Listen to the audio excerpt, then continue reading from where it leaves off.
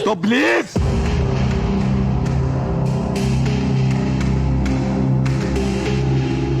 უცხო ქვეყნის მოქალაქეებზე გაყიდული ჰექტრობით ქართული მიწები და დიდი საფრთხის წინაშე მყოფი საქართველო. პოლიტიკური პროცესების ფონზე ყურადღების მიღმა დარჩენილი სახელმწიფო მნიშვნელობის საკითხი. გასხვისებულ და იჯარით გადაცემულ ქართულ მიწებს დღეს უცხოელი მეპატრონეები ჰყავს, რომლებიც საკუთარ თავს პრივილეგირებულად მიიჩნევენ და ცდილობენ კიდევ უფრო მეტი მიწა ჩაიგდონ ხელთ საკუთარი ბიზნეს ინტერესების სასარგებლოდ. საკითხთან დაკავშირებით წლების მანძილზე არსებულმა ლიბერალურმა კანონებმა უცხოელებს საშუალება მისცა საქართველოს ტერიტორიებს დაპატრონებოდნენ, რასაც ადგილობრივი მოსახლეობა პერიოდულად აპროტესტებს, თუმცა უშედეგოდ უმეტეს შემთხვევაში ამა თუ იმ კონფლიქტის დროს ადგილობრივი სამართალდამცავი უწყება იმ ეგრეთ წოდებულ ბიზნესმენების მხარეს იჭერს, რომლებთანაც მოსახლეობას გარკვეული პრეტენზიები აქვთ ხოლმე.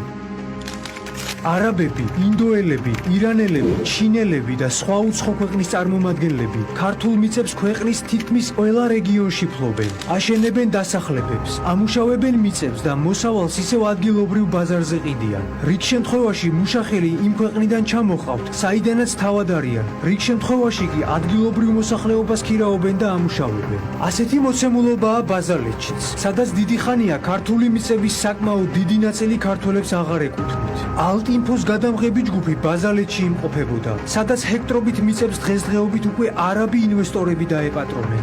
ამ უზარმაზარ მიწებზე ახლა საქართველოს მოქალაქეებს ფეხის დადგმის უფლება არ აქვთ, რადგან არაბ მეპატრონეებს ტერიტორიაზე ქართველების შესვლა აღიზიანებთ. დავიწყოთ თავიდან, თუ როგორ აღმოჩნდა სახელმწიფო მიწები არაბი ინვესტორების ხელში.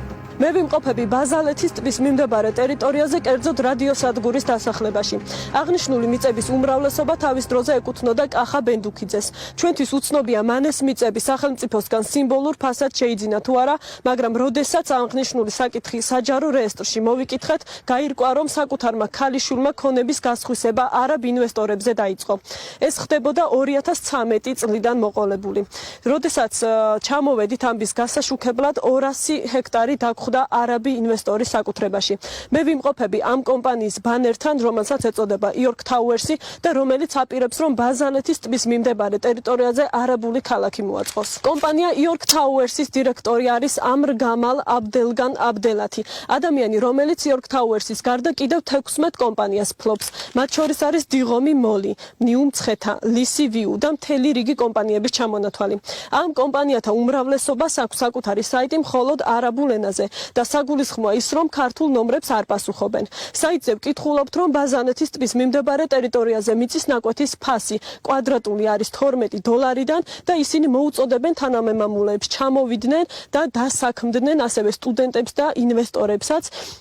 აითვისონ ბაზალეთის ტბის მიმდებარე ტერიტორიები, ვინაიდან მიწა არის იაფი და შესაძლებელია, რომ ქართველები იაფ მუშახელად გამოიყენონ. არსებობს მთელი რიგი არაბული საიტების ჩამონათვალი, რომელთა მეშვეობითაც უცხოელები ქართულ მიწებს ყიდიან. ერთ-ერთი ასეთი საიტია alalbus.com, სადაც არაბულ ენაზე ვკითხულობთ, რომ აქ მყოფი უცხოელი ეგრეთ წოდებული ინვესტორები თანამემამულეებს საქართველოში ჩამოსვლისკენ და ბიზნესის დაწყებისკენ მოუწოდებენ. საგულისხმოა ფაქტი, რომ საიტის მიზნობრივი აუდიტორია მთლიანად არაბი ინვესტორები არიან. კომპანია alalbus დეველოპმენტის ოფისები თბილისის გარდა დუბაიში, ეგვიპტესა და ყატარში მდებარეობს.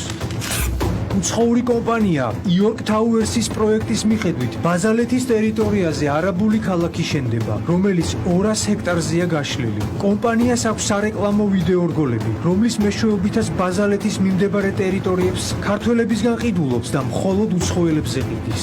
ერთ დროს ეს მიწები სახელმწიფოს საკუთრებაში იყო და ბაზალეთის მკვიდრნი მას საძოვრად იყენებდნენ. მესაქონლეობა ადგილობრივების ერთადერთი შემოსავლის წყაროა, რის საშუალებასაც ახლა უკვე არაბი მეპატრონეები აღარ აძლევენ. ეს ერთი შეხედვით მარტივი საკითხი შესაძლოა ქვეყნისთვის მალე დიდი ზიანის მომტანი გახდეს. ქართველები ვართ, ეს მიწაწყალი დაგვიტოვეს მამა, პაპამ, აი იმიტომაც არის ის, რომ სამარცხინოც არის. დაგვიტოვეს და ეხლა მთელი მთავრობა ყიდის აი ჩვენ მიწებს ფულის გულისთვის ჯანდაბას ეგენი წავლენ ეს ფულიც წავა და თავიანთ შვილებს და შვილიშვილებს რას ეუბნებიან როცა ისინიც მონებად უნდა დარჩნენ ამ მიწა-წყალზე არავინ გვერდში არც გვიდგას არც ადგილობრივი მთავრობა ხო და ისა რომ მივართ აი მორი სიტყვით ხო ამ საქმეს მივხედავთ მოვდივართ მაგრამ არავინ არაფერს არ ახედავს პირიქით აგი გაიცო არაბებით აი იქით მხარეზე ეს მთელი ჭაობის ნაპირი არაბებისთვის არის ჩვენ სოფლის მოსახლეობას ფაქტიურად აღარ აქვს საარსებო წყარო რაც ჰქონდათ ერთი მესაქონლეობით ირჩენს ხალხი და აღარ აქვს და გვიწევს რომ უნდა გავყიდოთ ჩვენი საქონელი მუნიციპალიტეტის მერმა თქვა რომ მე არაფერ შუაში არა ვარ ეს მიწები როცა გასხვის და იყო 2008 წელი და მოვკითხეთ ნაციონალებს ამბის გასარკვევად ალტინფოს გადამღები ჯგუფი კონკრეტულ ტერიტორიაზე მივიდა. სიტუაცია მას შემდეგ დაიძაბა, რაც ადგილზე მყოფმა უცხოელებმა ჩვენი გადამღები ჯგუფი შენიშნეს. გარდა იმისა, რომ ადგილზე მყოფი უცხოელები ალტინფოს გადამღებ ჯგუფს ხელს უშლიდნენ პროფესიული მოვალეობის შესრულებაში, მათი მხრიდან ადგილი ჰქონდა ფიზიკურ შეურაცხყოფასაც. You can give me დააზიანეს ტელეკომპანიის კამერა. კონკრეტულად რა სახის ინციდენტს ჰქონდა ადგილი, ამის ნახვა მობილურით გადაღებულ კადრებში შეგიძლია.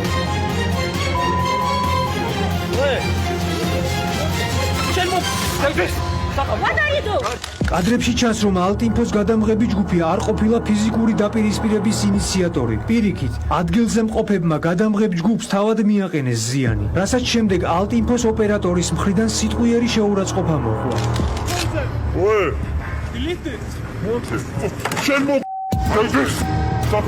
ინციდენტი და რამდენიმე წუთში ქართულ მიწებს დაპატრონებულმა ინვესტორებმა საპატრულო პოლიციის 2 ეკიპაჟი და სასწრაფო დახმარების მანქანა გამოიძახეს, თითქოს და ფიზიკური დაზიანების გამო, რაც სრული აბსურდია.